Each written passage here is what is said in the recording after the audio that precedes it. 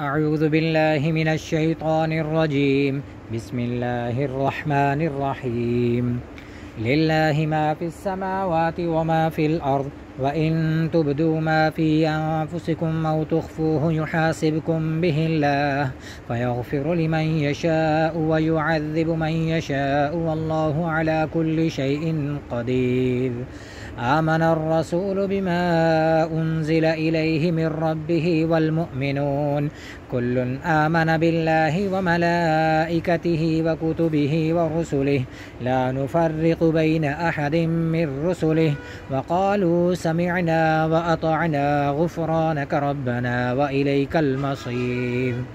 لا يكلف الله نفسا إلا وسعها، لها ما كسبت وعليها ما اكتسبت.